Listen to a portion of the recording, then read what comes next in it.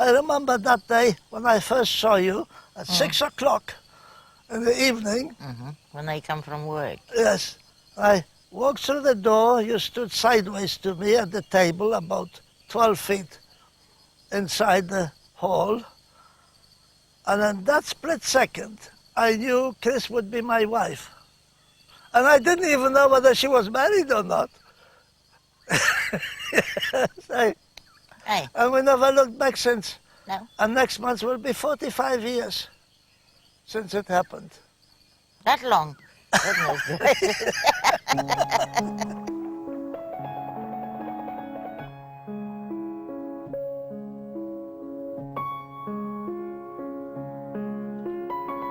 (1950). As communism encircles Eastern Europe and nationalist movements become more violent, escape to the West is for many the only option. Australia opens its doors to people from many parts of the globe, but the White Australia policy still guards the gate to non-white immigration on any scale, and discrimination is everywhere apparent. For many, all that remains of their homeland is contained in a suitcase.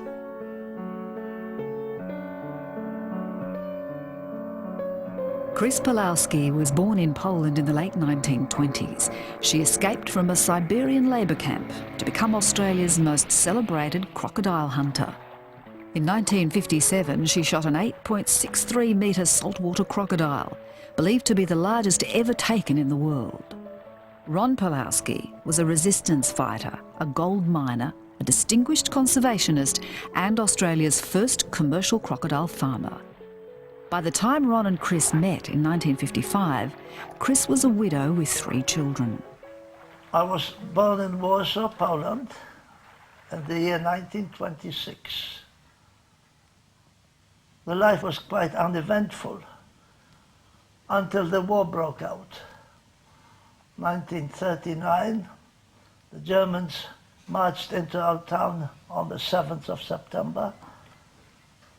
My father was then picked up right away and shot, as most people were, like the Lord Mayor and the rest of the people, who amounted to something, could be dangerous to the German occupation.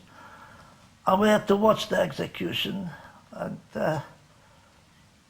my mother broke down, for which she was severely beaten. And last I saw her, she was thrown on a truck, and that was it. We kids got a kick in the pants, my sister and myself, and we were homeless. When the war started, a few weeks later, some Russian come to our place and say that my father take few things with him and go with them. And he waved to us and we waved to him that the last time we've seen him.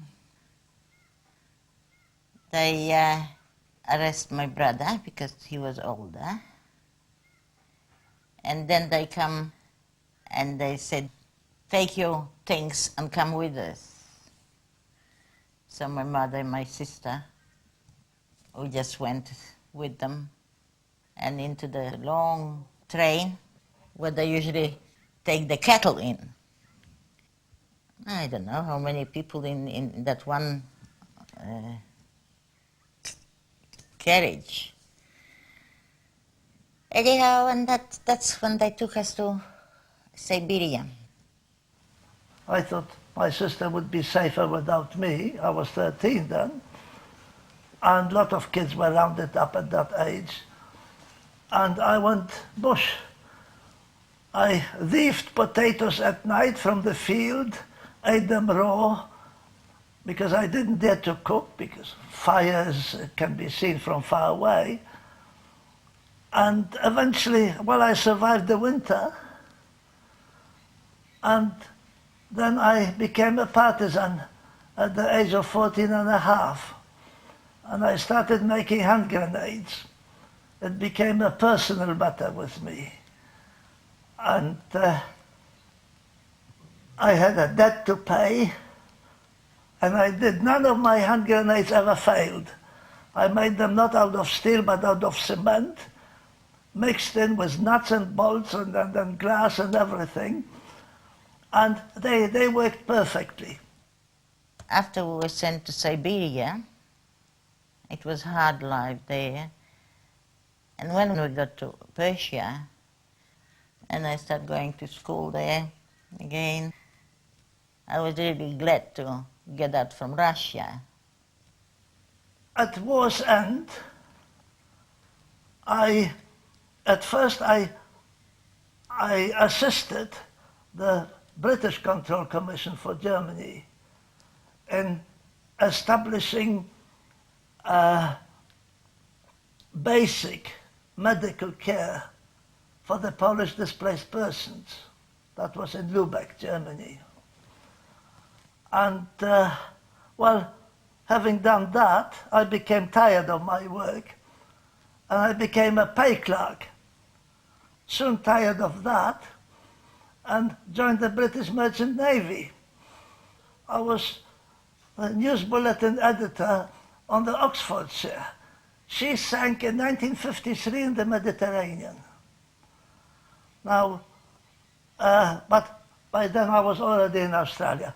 The Oxfordshire pulled up in Fremantle, and the Australian immigration officer came to me, because when a ship pulls up in a foreign port, customs and immigration come aboard. They look through the ship's papers and such like. Well, he must have noticed my record. I spoke 5 languages, and I've done welfare work.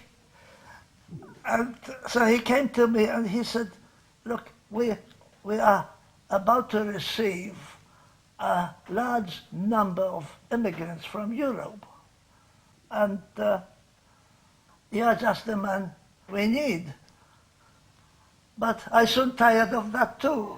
I generally tired of everything that I could do well. And then one day I read about gold mining.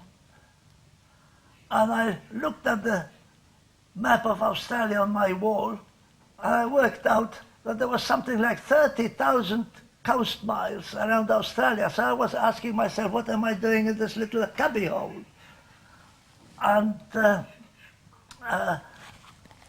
I then quit, and I bought myself a Whippet utility for the princely sum of £45, a few boxes of gelignite, and mining equipment. And I bought, for 10 shillings, I bought my miner's rights, and I went gold prospecting. When we arrived to Australia, the first thing when we come from from the boat, the people that were greeting us over there and said, how do you like Australia? We just come off the of the ship. And how do you like Australia? We didn't say anything of Australia yet.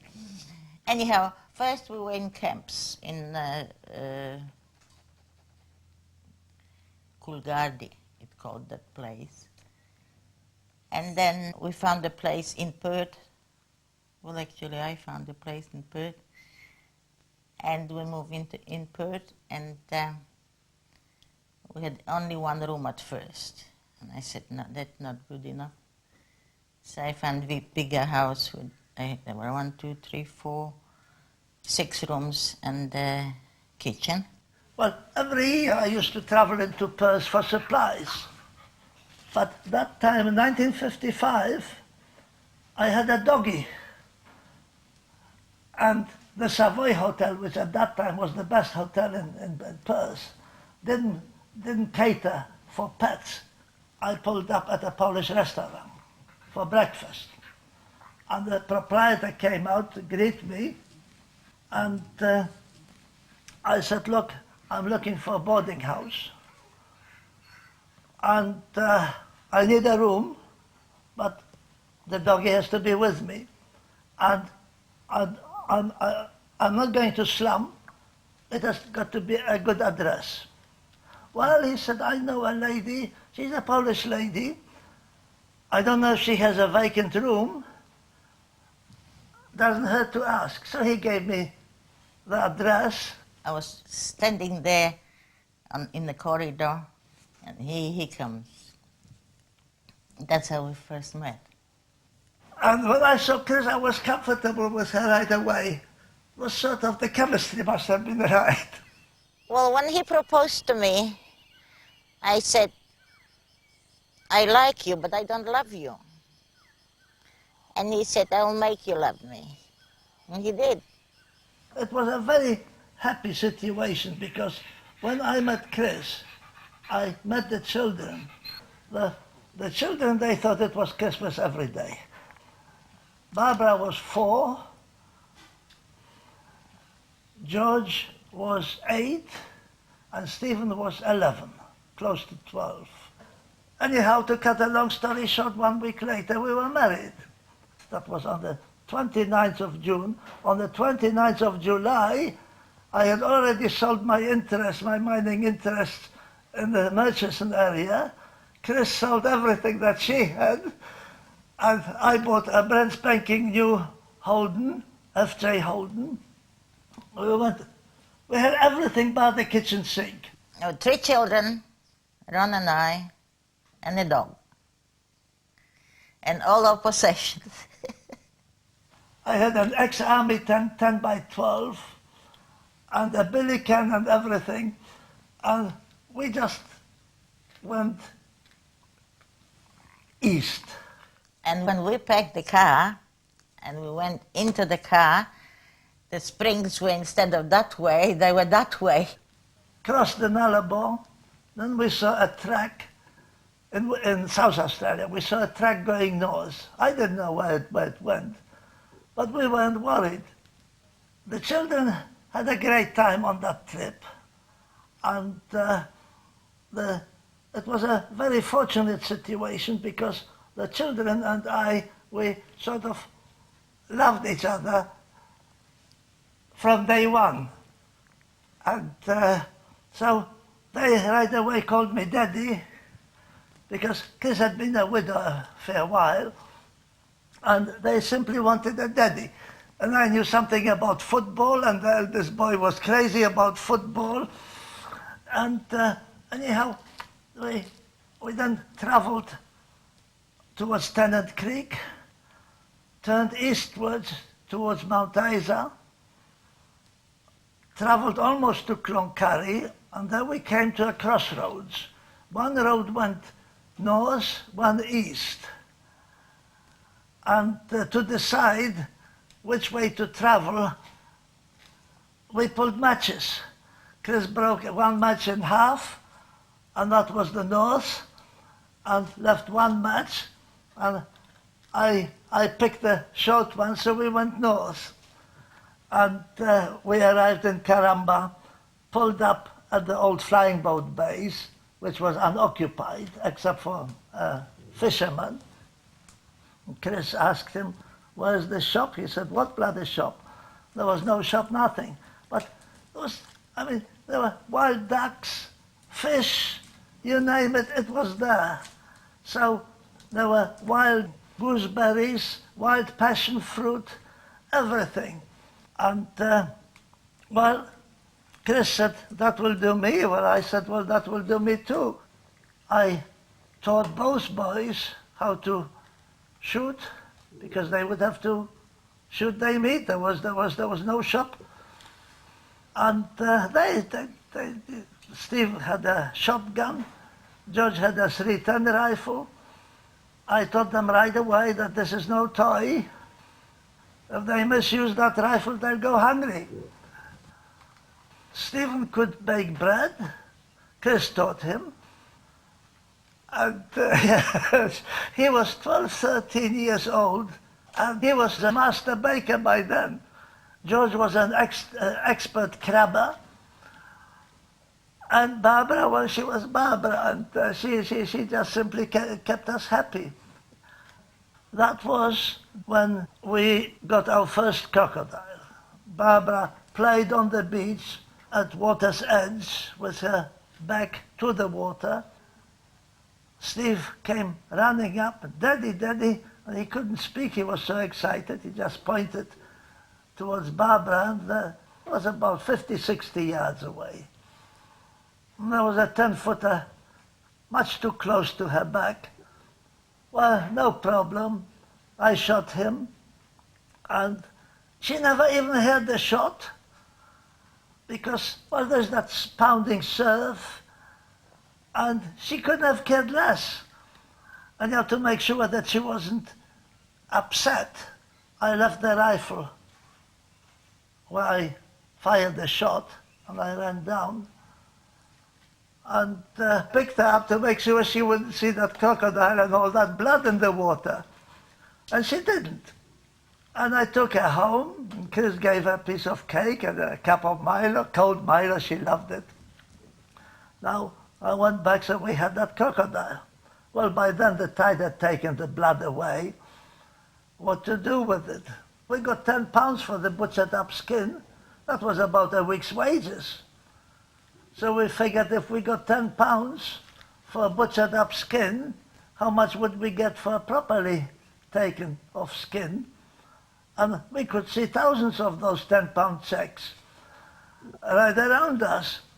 So that's how we picked up the knowledge of crocodiles. We developed an idea then how to hunt them. I built a boat, and we set off hunting crocodiles. When I did sneak up to crocodiles, you have to go very slowly, because if you step on the twig and it makes that funny noise, somehow they are very sensitive to those things. Although they can hear the cattle walking around, and they make noise too. But that doesn't make any difference for them, but somehow they feel it. He taught me how to shoot. And Chris was a top student. And in the end, Chris outshot me both in rifle and pistol shooting. When I say outshot, we could both place every shot within a beer bottle top at 100 yards. But Chris's grouping was tighter than mine, within that beer bottle top. Probably my eyes were better then. Now, you were good, sweet, and you were extra good at snap shooting, like raising the rifle, bang. Well, I really enjoy shooting, and when Ron had somebody else to go with him because he thought that it would be too hard job for me, he got one chap from Sydney. He came over, went once with him, and he said, "Oh no, it's too hard job." And he said, "Hooray, now I am going with you."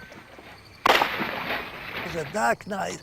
It was out in the Norman River, and in the distance, about 300 yards away, we spotted the reflection of the eyes of a crocodile. Right, so we went for it. At that time, I used to catch live crocodiles for the Canadian market. And if the crocodile was no bigger than about 8 feet, I would jump on top of him. And with a rope, the other end of the rope would be tied to the boat, and I'd jump on him, tie the rope around his lower jaw quickly, and then he bit the rope, and the knot was perfect, and he stayed put, because a crocodile will not release whatever he catches. So he sort of signed his own death warrant by that. Now, I estimated there would be no more than about 3 feet of water between the surface and the bottom. And I thought the crocodile was about 5 feet. So I jumped. As I jumped, in that split second, I realized by the position of the head of the crocodile that the water was much deeper. In other words, the tide was much higher. And that the crocodile was about 2 or 3 times the size that I would normally want to catch alive. And I had both my legs spread, so that I have his head between my legs, and rope ready. And as I jumped, he opened his jaws and snapped them shut about a 1/4 inch from my having a squeaky voice as a result of it. And Chris was laughing. Well, he escaped with my bathers. He bit them off, and they were tight-fitting bathers. And I escaped with a fright. But Chris was laughing. It was a funny situation. It could have been not so funny. We had many close shaves, but you take that for granted. But that was the funniest one. Very often, we'd work all night and then all of the following day, because then you have to skin. Before we start skinning them, we leave them there, tied up to the tree for an hour or so, because when you start skinning, their muscles still move, so you can make some cuts in the skin. And one cut, that's 1/3 of the skin gone.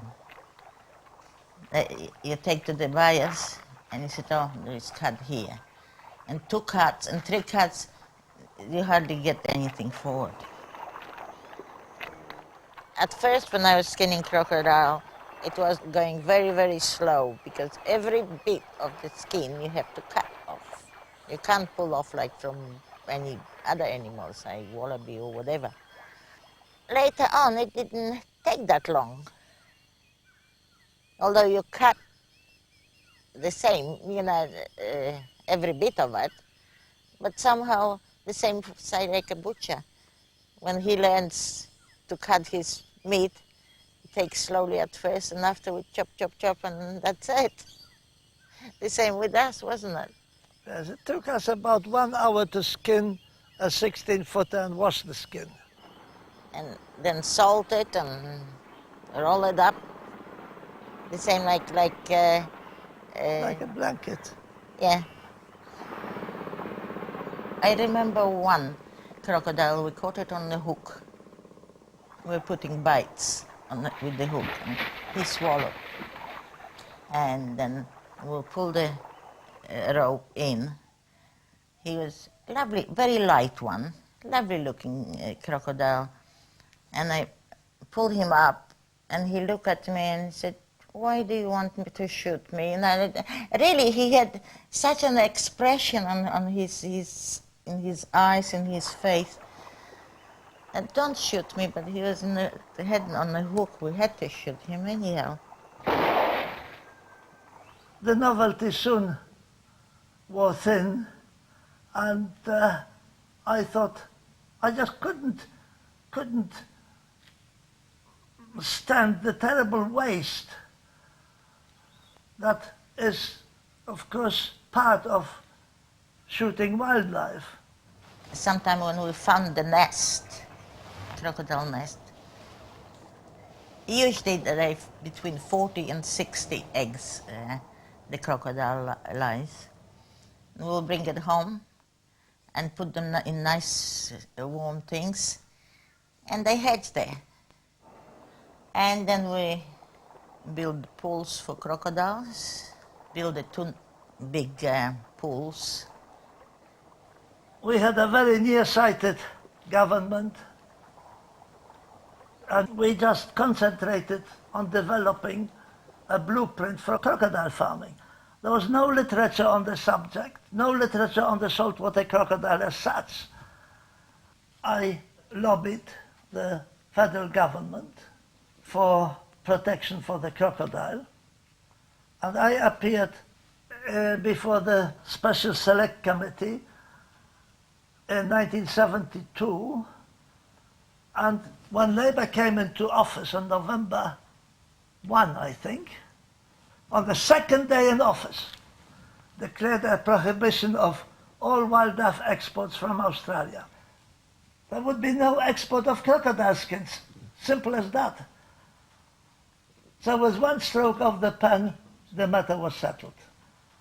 Throughout all those years in the Gulf, we sat many a night at the campfire and discussed our lives.